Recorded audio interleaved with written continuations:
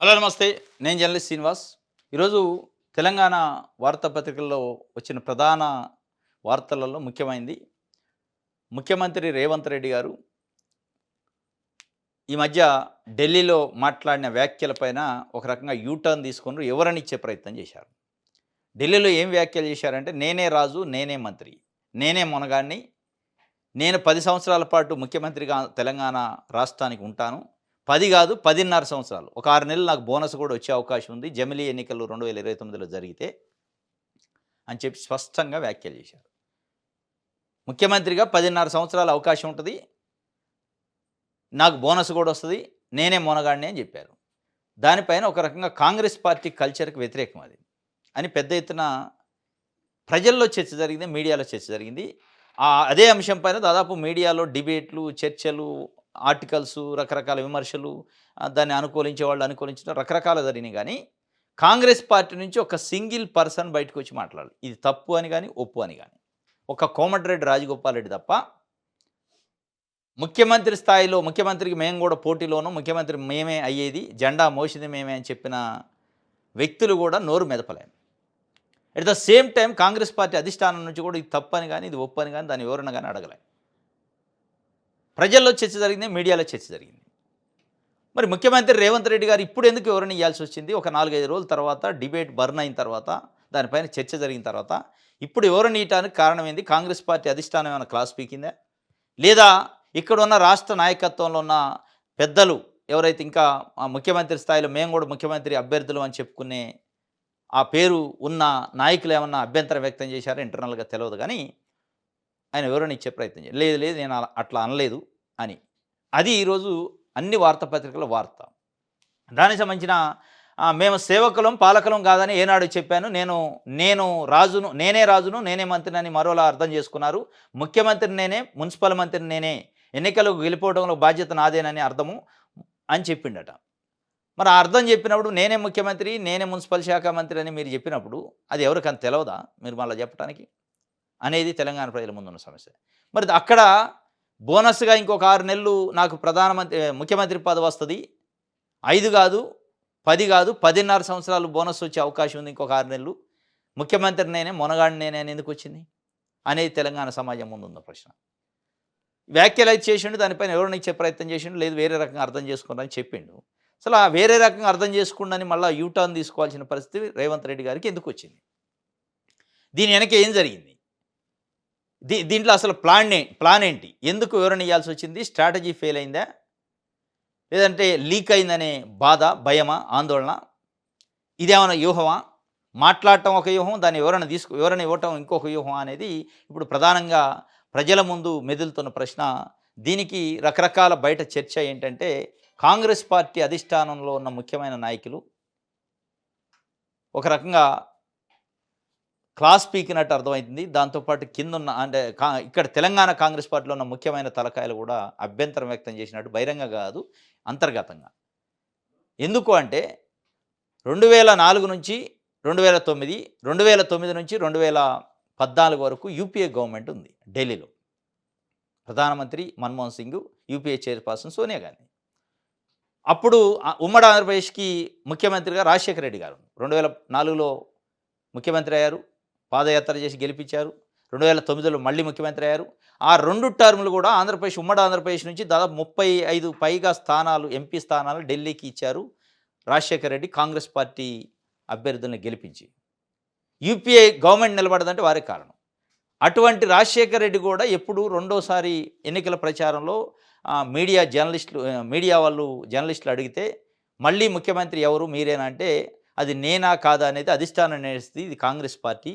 నా నా డెసిషన్ ఏముండదని చెప్పిండాయన. కానీ ముఖ్యమంత్రి రేవంత్ రెడ్డి అట్ట చెప్పాలి. నేనే అంటాడు. నేనే అని ఇప్పుడు ఇది ఒకటోసారి కాదు 2, 3 సార్లు అన్నాడు. అది ఒక భాగం. అంటే అత్యంత శక్తివంతమైన నాయకుడిగా ఉన్న రాజశేఖర రెడ్డి లాంటి వ్యక్తే, ఆ రోజు 35 పైగా ఎంపీలని కేంద్రానికి ఇచ్చి కేంద్ర ప్రభుత్వం నిలబడటానికి కృషి చేసిన వ్యక్తే, నేనే ముఖ్యమంత్రి అని ప్రకటించుకోలే ఆయన. అధిష్టానమేనే చెప్పిండు. ఇప్పుడు ఆ పరిస్థితి లేదు. ఒక రకంగా ఎంపీ ఎన్నికల విషయంలో ఫెయిల్ అయ్యిండు రేవంత్ రెడ్డి. సగానికి సగం కోల్పోయారు. ఈరోజు అక్కడ యూపీఏ గవర్నమెంట్ ఇంకోటి నిలబడటానికి అయిన సహకారం ఎక్కడ లేదు. కాంగ్రెస్ పార్టీ ఢిల్లీ జాతీయ స్థాయిలో బతకడానికి అయిన సహకారం లేదు. అయినా గానీ అంటన్ను అంటే తెలంగాణ సమాజం ఎట్లా అర్థం చేసుకోవాలి, కాంగ్రెస్ పార్టీ అధిష్టానం ఎట్లా అర్థం చేసుకోవాలనే విషయం జ్ఞానోదయమైందా, జ్ఞానబోధమైంది తెలవదు, వివరణ ఇచ్చిండు. ఇంకోటి 2004 నుంచి 2000 ఇప్పటి వరకు కూడా రాహుల్ గాంధీ, సోనియా గాంధీకి ఈ దేశంలో మేమే ప్రధానమంత్రి అని చెప్పుకునే హక్కు ఉంది. ఆ అవకాశం కూడా ఉంది. ఎప్పుడు చెప్పలే రాహుల్ గాంధీ. నేనే ప్రధానమంత్రి అయితే కాంగ్రెస్ పార్టీ గెలిస్తే భవిష్యత్ ప్రధానమంత్రి నేనే అని ఆయన నోటి నుంచి ఇప్పటికీ మాట రాలే.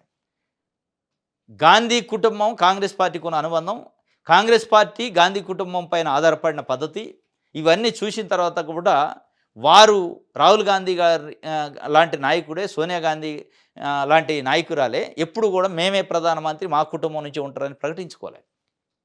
ప్రకటించబోగా 10 సంవత్సరాలు అవకాశం వస్తే కూడా మన్మోహన్ సింగ్కి ఇచ్చేశారు, రాహుల్ గాంధీ ప్రధానమంత్రి అయ్యే అవకాశం ఉన్నప్పటికీ. అటువంటి నాయకులు మాట్లాడిన మాట రేవంత్ రెడ్డి ఒక 2.5 సంవత్సరాల ముఖ్యమంత్రిగా పనిచేస్తేనే అంత అధికారం తలకెక్కిందా, అహంకారమా, లేదంటే ఇది ఆయన ఎజెండా ఏమన్నా వేరే ఎజెండా ఉందా, అసలు కాంగ్రెస్ పార్టీ నుంచి అవుతారా ముఖ్యమంత్రి, లేదా వేరే ఇంకా ఏ పార్టీ నుంచి అన్న అవుతారా, లేదా కొత్త పార్టీ పెడతాడా, ఇంకో కుంపట తయారు చేసుకుంటాడా అనే అనుమానాల్ని తెలంగాణ సమాజం ముందు, కాంగ్రెస్ పార్టీ అధిష్టానం ముందు పెట్టిండు. అసలు లేనిపోయిన అనుమానాలను నాకు నేనే క్రియేట్ చేసుకున్నట్టయిందా అధిష్టానం దృష్టిలో అని చెప్పి, లేదా ఆయన ఎజెండా ఏమన్నా బయటపడింది అనవసరంగా నాకు నేనే బయట పెట్టుకున్నాను అనకుండా అనే రోజు ఎవరినో బెదిరించడానికి, ఎవరినో సెటరైట్ చేసుకోవడానికి అని ఉండొచ్చు. కాంగ్రెస్ పార్టీలోని అంతర్గత కలహాలను కంట్రోల్ చేయడానికో, అధికారులపైన కంట్రోల్ లేనితనాన్ని కంట్రోల్ చేయడానికో, అధిష్టానం దగ్గర ఏమన్నా అటు ఇటు ఉన్నా సెట్ చేసుకోవడానికో అని ఉండొచ్చు. అది బెడిసి కొట్టింది కాబట్టి ఎవరైనా ఇచ్చే ప్రయత్నం చేసిన అనేది ఇప్పుడు ఒక పెద్ద చర్చ నడుతుంది. ఇది ఏదేమైనా భవిష్యత్తు రాజకీయాలకు, భవిష్యత్తు రాజకీయ అంటే రేవంత్ రెడ్డి రాజకీయ భవిష్యత్తు కూడా ఇది ఈ వ్యాఖ్య ఒక రకంగా ఇబ్బందికరమైన పరిస్థితి భవిష్యత్తులో. తెలంగాణ కాంగ్రెస్ పైన, ముఖ్యమంత్రి రేవంత్ రెడ్డి పైన కాంగ్రెస్ పార్టీ అధిష్టానం కూడా కన్నేసి ఉంచింది. ఏంటి అనే వ్యవహార శైలి, ఏమైనా కొత్త పార్టీ పెడతారా, లేదంటే ఎన్డీఏ, బీజేపీ కూటమితో కలిసే అవకాశం ఉంది. ఎందుకంటే ఇప్పటికే చంద్రబాబు నాయుడు గారితోని, మోడీతోని ఉన్న సంబంధాలు ఆయనే చెప్పిండు. నాకు మొదటి గురువు బీజేపీ, తర్వాత గురువు చంద్రబాబు అని. ఆ ఇద్దరు గురువుల దగ్గరికి వెళ్ళే అవకాశం ఉంది. వీటన్నిటిపైన నిఘా ఉంటుంది. ఇది వారు చెప్పిన పరిస్థితి, దాని వెనక వివరణ ఇచ్చే అవసరం క్రియేట్ చేసుకున్నాడు అనేది అర్థమవుతుంది. రైట్. ఇది ఆంధ్రజ్యోతికి సంబంధించి.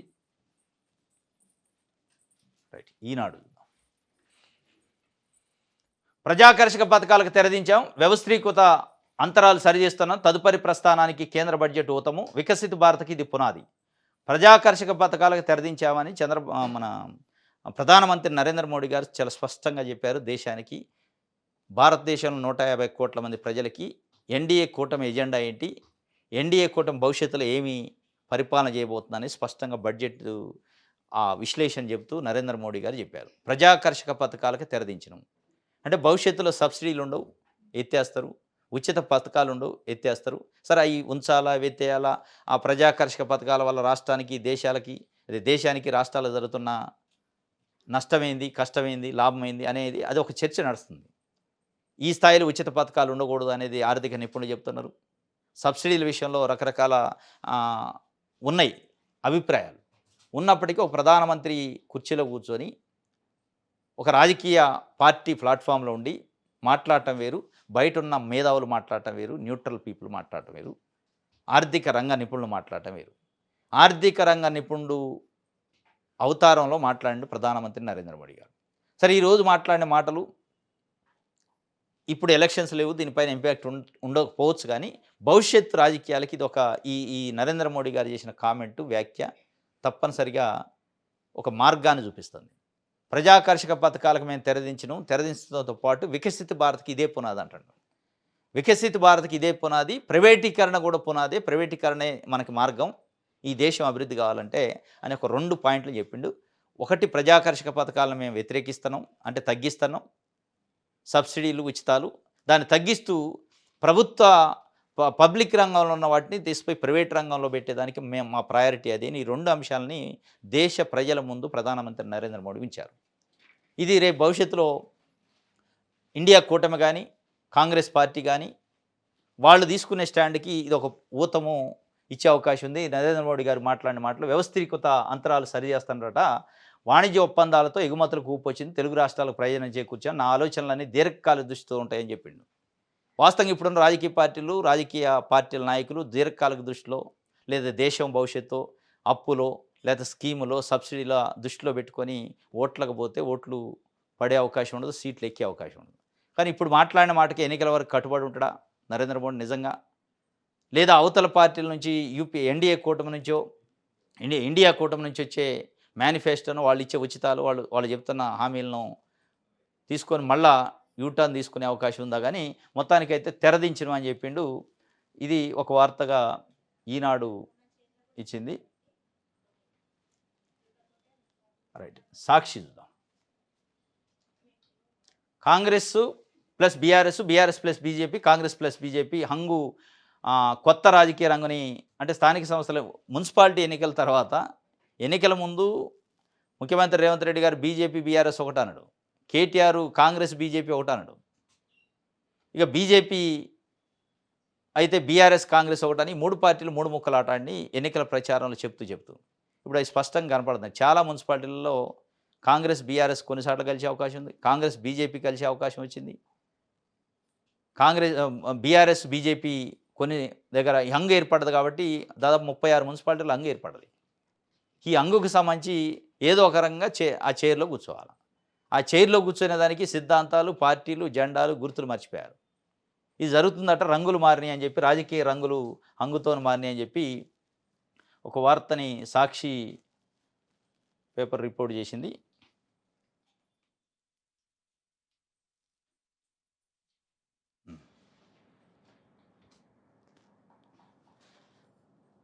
రైట్. ఇది సాక్షికి సంబంధించి. రైట్. దిశ పేపర్ చూద్దాం. రంగంలోకి మంత్రులు, హంగు మున్సిపాలిటీలు దక్కించుకునేలా వ్యూహాలు, సీఎం ఆదేశాలతో పావులు కదుపుతున్న మినిస్టర్లు, ఇతర పార్టీల కౌన్సిలర్లు, ఇండిపెండెంట్లకు గాలము, పట్టణాలు, నగరాల్లో మారుతున్న రాజకీయ సమీకరణలో స్వతంత్రులకు భారీగా డిమాండ్. అలర్ట్గా ఉండండి, మేయర్, చైర్మన్ ఎన్నికపై మంత్రులకు సీఎం సూచన చేసిండట. నేను ఆయన చెప్తారు రంగంలోకి మంత్రులను ఎందుకు దింపిండంటే, వాస్తవంగా వాళ్ళు ఊహించింది 90 మున్సిపాలిటీలలో క్లియర్ మెజారిటీ వస్తుందని కాంగ్రెస్ పార్టీ అంచనా. అది కాస్త 67కు పడిపోయింది. ఇప్పుడు ఎట్టి పరిస్థితుల్లో సంఖ్య చూపించుకోవాలా. 2581 వార్డులకి అంటే కౌన్సిలర్లకి జరిగితే కేవలం 1347 మాత్రమే వచ్చినాయి. వాళ్ళ అంచనా ఒక 1700. గతంలో బీఆర్ఎస్ పార్టీకి ఎట్లయితే 2020 మున్సిపల్ ఎన్నికల్లో 1703 వచ్చినాయి కౌన్సిలర్లు. ఆ స్థాయిలో ఊహించారు కానీ ఆ స్థాయిలో రాలే. 2.5 సంవత్సరాల ప్రజాపాలన, ఆ ప్రజాపాలన తాలూకా ఫలితాలు ప్లస్ బీఆర్ఎస్ పార్టీ కుదేలైపోయింది. బీఆర్ఎస్ పార్టీలో అంతర్గత కలహాలున్నాయి, కుమ్ములాట్లున్నాయి. బీజేపీ పైన తెలంగాణలో ఒక యాంటీ ఇన్కమెన్స్ ఉంది. ఈ 2 కారణాలతో మనం గెలుస్తామని వాళ్ళు ఒక అంచనా వేసుకున్నారు. అంచనా తప్పిన తర్వాత దాదాపు 36 చోట్ల హంగు ఏర్పడింది. ఆ 36లో మెజారిటీ మున్సిపాలిటీలని కైవసం చేసుకుంటే లెక్కకి సరిపోద్ది 90కి. భవిష్యత్తులో జరగబోయే ఎన్నికలకి, భవిష్యత్తు రాజకీయాలకి ఇది ఒక పునాది అయిద్దనమాట అని కాంగ్రెస్ పార్టీ రేవంత్ రెడ్డి గారు తపన పడుతుండు. ఏదో ఒక రకంగా వాటిని కైవసం హంగు ఉన్న దాంట్లో ఇండిపెండెంట్‌ని కవర్ చేస్తారా, వేరే పార్టీల్లోనే జాయిన్ చేస్తారా, ఏదో ఒక రకంగానే మున్సిపల్ చైర్మన్లు, అది కొత్తగూడెంతో సహా. కొత్తగూడెంలో సిపిఐ పార్టీ, కాంగ్రెస్ పార్టీకే వార్ జరిగింది. చెరిసగం వచ్చినాయి. బీఆర్ఎస్‌కి ఒక 8 సీట్లు వచ్చినాయి. బీఆర్ఎస్ వాళ్ళు వాలంటరీగా మేము సిపిఐకి మద్దతు ఇస్తానని ఒక రాజకీయ స్ట్రాటజీలో అనౌన్స్ చేసిండు. వెంటనే అలర్ట్ అయ్యిండు ముఖ్యమంత్రి రేవంత్ రెడ్డి. నిన్న ఒక 6గురిని ఇండిపెండెంట్లు తీసుకొచ్చి జాయిన్ చేసుకున్నారు కాంగ్రెస్ పార్టీలో. ఇది మొత్తం ఎత్తులకు పై ఎత్తులేస్తున్నారు. మంత్రి ఏ ఏ జిల్లాకు సంబంధించిన మంత్రులకు ఆ జిల్లాకి హ్యాండ్ ఓవర్ చేశారు. కరీంనగర్ కార్పొరేషను, కొత్తగూడెం కార్పొరేషను చాలా ప్రెస్టీజియస్‌గా, నిజామాబాద్ కార్పొరేషన్ కూడా. ఈ మూడిటిపైన ముఖ్యమంత్రి స్పెషల్ ఫోకస్ పెట్టిండు. ఎట్టి పరిస్థితుల్లో కరీంనగర్, నిజామాబాద్‌ని వదిలిపెట్టొద్దు. కొత్తగూడెంలో డిస్టర్బ్ కాకుండా చూడండి. పొత్తులు డిస్టర్బ్ కావద్దు, కమ్యూనిస్టులు దూరం కావద్దు, కానీ మేయర్ కావాలి. ఇది అసైన్‌మెంటు వాళ్ళకి ఇచ్చిండు ముఖ్యమంత్రి రేవంత్ రెడ్డి. దానికి సంబంధించిన ఒక వార్తని రంగంలోకి మంత్రులు దిగారు అని చెప్పి ఇచ్చారు. రైట్.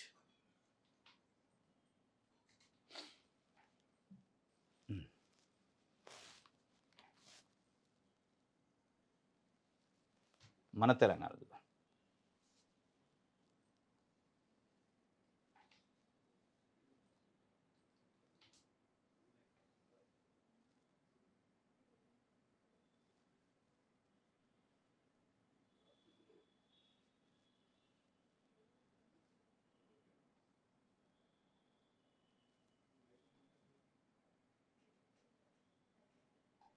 ఏఐసీసీకి చేరిన జగిత్యాల పంచాయతీ అట పార్టీ జెండా మోసిన వారికి పదవులు ఇవ్వాలని జీవన్ రెడ్డి డిమాండ్ చేసిండు. తన వర్గానికి చైర్మన్, వైస్ చైర్మన్ పదవులు దక్కేలా పావులు కదుపుతున్న ఎమ్మెల్యే సంజయ్. జగిత్యాల ఒకటి, గద్వాల ఒకటి. ప్రధానంగా కాంగ్రెస్ పార్టీలో పెద్ద ఎత్తున చర్చ. జీవన్ రెడ్డి, అక్కడ సరిత యాదవ్ ఇద్దరు కూడా కాంగ్రెస్ పార్టీలో ఎదురైతే ఇస్తారు. బీఆర్ఎస్ పార్టీ నుంచి జాయిన్ అయిన ఎమ్మెల్యేలు వాళ్ళకి బీఫామ్ రానియలేదు. కనీసం వాళ్ళ పార్టీ గతంలో పార్టీ జెండా మోసిన వ్యక్తులకి ఎవరికి కూడా టికెట్ కూడా రానియలేదు, బీఫామ్ రానికపోగా. వీటన్నిటిని వాళ్ళు డైజెస్ట్ చేసుకోక అక్కడ ఉన్న ఇండిపెండెంట్లకు రకరకాల సపోర్ట్ చేసి కొంతమందిని గెలిపించుకున్నారు. జీవన్ రెడ్డి పంచాయతీ ఏఐసీ దాకపోయింది. నటరాజన్, మీనాక్షి నటరాజను, ఏఐసీసీలో ఉన్న పెద్దలు సీల్డ్ కవర్లో మేమే పంపుతాం చైర్మన్ అభ్యర్థిని అనే కాడికి వచ్చింది. అంటే కాంగ్రెస్ పార్టీ అంతర్గత కుమ్ములాటలో కాంగ్రెస్ పార్టీ పరిస్థితి. ఒకవైపు ముఖ్యమంత్రి రేవంత్ రెడ్డి గారు నేనే రాజు, నేనే మంత్రి, నేనే 10.5 సంవత్సరాల పాటు ముఖ్యమంత్రిగా ఉంటా అని చెప్తారు వ్యాఖ్య. దానికి ఎవరిని ఇచ్చారు? మళ్ళీ ఇప్పుడు జీవన్ రెడ్డి లాంటి senior politicians, senior Congress party నాయకులు ఆవేదన పడి మదన పడే పరిస్థితికి వచ్చింది. ఇది ఒక రకంగా ఇప్పుడు జీవన్ రెడ్డికి నష్టం జరగవచ్చు. ఇప్పుడు జీవన్ రెడ్డికి ఒక రకంగా పార్టీ జెండా మోసిండు, అక్కడ ఉన్న ఎమ్మెల్యేకి ప్రిఫరెన్స్ ఇవ్వచ్చు, చైర్మన్, వైస్ చైర్మన్, ఎమ్మెల్యే మనిషి కావచ్చు. కానీ ఇది కాంగ్రెస్ పార్టీకి రాష్ట్ర వ్యాప్తంగా డ్యామేజ్ అయ్యే కార్యక్రమం. కాంగ్రెస్ పార్టీకి భవిష్యత్తులో జరగబోయే ఎన్నికల్లో ఇది ఒక రకంగా జెండా మోసిన కార్యకర్తలు గద్వాలు, జగిత్యాలలో జరుగుతున్న మిగతా చోట్ల జరుగుతున్న పరిణామాలు తప్పనిసరిగా భవిష్యత్ ఎన్నికలపైన, భవిష్యత్ రాజకీయాలపైన ఎఫెక్ట్ పడుద్ది. వాళ్ళు గమనిస్తారా లేదా? అధిష్టానంలో కేవలం జగిత్యాల ఇష్యూ లేదా గద్వాల ఇష్యూ ఆ కాన్స్టిట్యున్సీ వరకు లేదా ఆ మున్సిపాలిటీ వరకు చూస్తే అది ఎట్టి పరిస్థితుల్లో వాళ్ళకి డ్యామేజ్ అయ్యి. అట్లా కాబట్టి రాష్ట్ర వ్యాప్తంగా దీని ఇంపాక్ట్ ఏందనేది చూస్తే తప్ప, ఎందుకంటే జీవన్ రెడ్డి స్టేట్ పొలిటీషియన్ ఆయన. ఆ ఇంపాక్ట్ మొత్తం చర్చ జరుగుతుంది పత్రికల్లో, టీవీ ఛానల్లో, మిగతా పార్టీల్లో, ప్రజల్లో. అటువంటి నాయకుడికి అన్యాయం చేస్తారా? అటువంటి నాయకుడిని తొక్కేసే ప్రయత్నం చేస్తారా? రేవంత్ రెడ్డి పైన ఉన్న టీడీపీ ముద్ర, రేవంత్ రెడ్డి టీడీపీ నుంచి వచ్చిండు, ఇవన్నీ కూడా చర్చ జరుగుతుంది. అంటే అసలు కాంగ్రెస్ పార్టీ వాళ్ళ చేతిలో ఉందా? తెలుగుదేశం పార్టీ చేతిలో ఉందా?